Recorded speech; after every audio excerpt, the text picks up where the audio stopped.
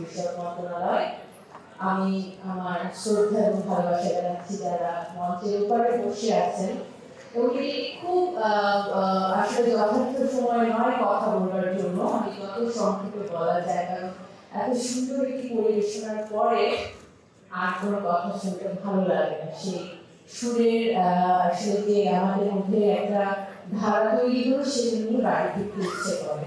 আমি আজকে Bangladesh dialogue course এবং ভৈরবীকে একটি বিশেষ বিশেষ ধন্যবাদ জানাতে চাই, কারণ মমতাজ বেগম, সেলিনা পারভীন, মেহের নেসারের গল্পগুলো কেন যেন আমাদের সামনে আসে না।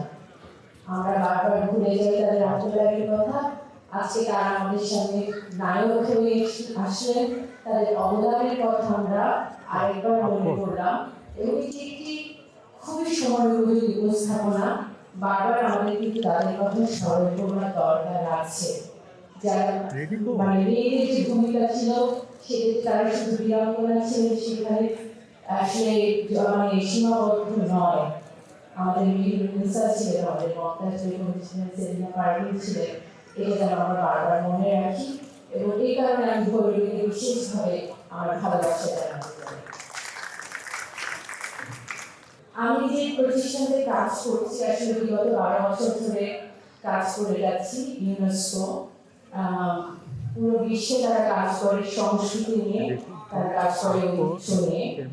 এবং যখন কাজের কথা আমাকে জিজ্ঞেস করে তুমি কি নিয়ে কাজ করো, সবাই ভাবে আমি দালাল নিয়ে কাজ করি, আমি মনুমেন্ট নিয়ে কাজ করি। কিন্তু ঐতিহ্য কিন্তু তার চেয়েও ব্যাপক।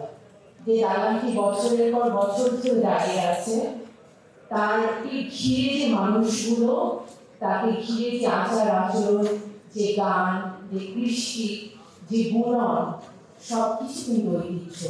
কিছু ঐতিহ্য দেখা যায়, কিছু ঐতিহ্য দেখা যায় না। তো যে অনেক বছর ধরে থেকে গেছে তার ঐতিহ্য, কিন্তু তার ঘিরে যা প্রবাহমান তার সংস্কৃতি, তো সেগুলোকে রক্ষা করবার দায়িত্ব আছে। আজকে এখানে বসে মনে হলো যে আসলে এত নিরাশা মানে মধ্যে জুড়ে যাওয়ার কিছু নেই, নতুনেরা কাজ করছে। কারণ একটা কথা আমি সবসময় বিশ্বাস করি, কাজ করতে যে শিখেছি, প্রতিটি মানুষ পৃথিবীতে এসেছে গল্প করবার জন্য। প্রত্যেকটা মানুষের নিজস্ব একটা গল্প আছে, এবং যার কোনো গল্প নেই, পৃথিবী কিন্তু তাকে গ্রহণ করে না। সে যে ভাষাতেই কথা বলুক না কেন, কিন্তু সে যে দেশেই যাক না কেন, ইংরেজি ভাষায় বলুক না কেন, ফ্রেঞ্চ আরবি ভাষায় বলুক না কেন, কিন্তু তাকে কিন্তু প্রথম প্রশ্ন করবে where are you from, তোমার দেশের গল্পটা কি।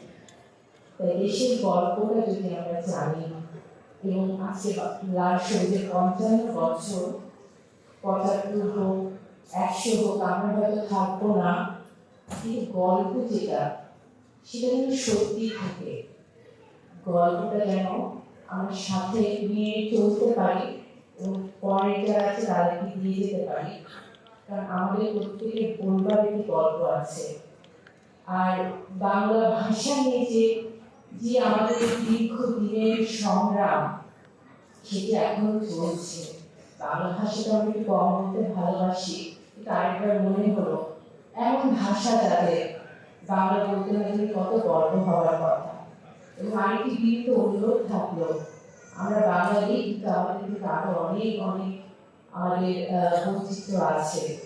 যারা ত্রিপুরা ভাষায় কথা বলে, যারা চাকমা ভাষায় কথা বলে, যারা মারমা ভাষায় কথা বলে, খাসি, তারা মিলে, আমরা মিলে বাংলাদেশি।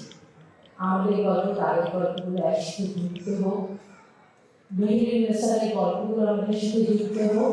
আমাদের এই বৈচিত্র্যটাকে আমরা যেন গর্ব করে ধারণ করি, বাংলা ভাষাটা নিয়ে গর্ববোধ করি।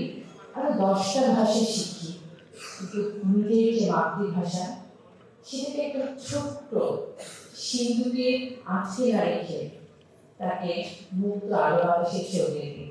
অসংখ্য ধন্যবাদ।